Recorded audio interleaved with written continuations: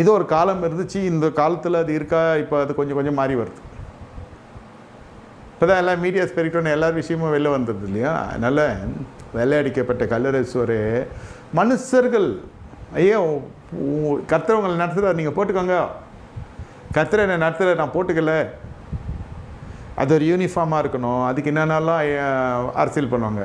அந்த கோயிலுக்கு போகிறவங்களாம் இந்த கலரில் ட்ரெஸ் போடுறான், நம்ம ஆண்டவர் ஆராதிக்கிறோம், என்ன சொல்ல போகிறீங்க? ஆடம்பரம் வேணாம், ஆடம்பரம் வேணாம், ஆடம்பரம் வேணாம். மிஞ்சி போனால் ஒரு பெண் மேலே ஒரு 10,000 நகை இருக்குது, அதிகபட்சம். இது புருஷன் விட்டு வச்சுக்கிறதே பெரிய விஷயம்.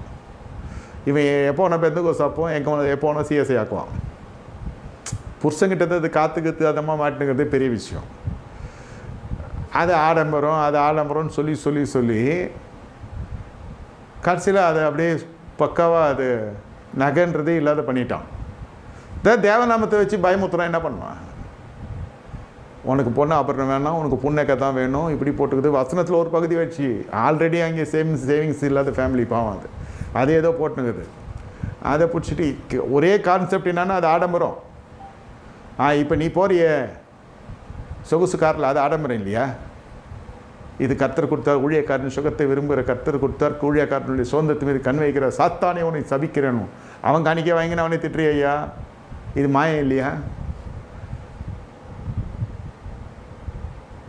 நகை ஒண்டி தான் இல்லை உங்ககிட்ட.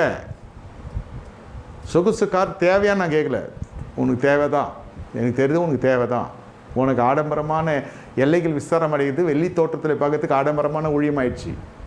நீ ஆடம்பரம் என்ற வார்த்தையை பயன்படுத்தி இப்படி ஒரு நெடுஞ்சாலையை உருவாக்கி இப்பொழுது நீ செய்கிறது எல்லாமே ஆடம்பரமாக தான் தெரியுது. வெளில போடுறதுமா வெளில பல விஷயம் நம்மக்கிட்ட இல்லை, உங்கள் பிரதேசத்தில் நான் குறுக்கிடல. ஆனால் மனுஷருடைய உபதேசங்கள், இது மனுஷருடைய கற்பனைகள் உபதேசங்களை திரித்து எனக்கு வீணான ஆராதனை செய்கிறாங்க. மயக்காரர் உங்களை குறித்து ஏசாயா அப்பயே எழுதிட்டான். இது கிறிஸ்து சொன்னது இல்லை. எதுக்கு இதை இவ்வளோ ஓப்பனாக பேசுகிறேன்னா, தயவுசெய்து அந்த மாதிரி எதனா நினச்சின்னு நீங்கள் சண்டே அந்த மாதிரிலாம் வந்துட போகிறீங்க. நான் மெச்சிக்கொள்ள மாட்டேன், நான் உங்களை எதுவும் நினச்சிக்க மாட்டேன். ஆனால் இதுதான் மாயை என்பதை நீங்கள் புரிஞ்சுக்கணும். அடித்து பூசிங்க, நல்லா உடுத்துங்க, தப்பு இல்லை. பிறரை இடரல் உண்டாக்காதன்னு உடுத்துங்க. மற்றவன் நம்ம ட்ரெஸ்னால் டிஸ்டர்ப் ஆகிடக்கூடாது. ஜீன்ஸ் போடலாமா? போடு.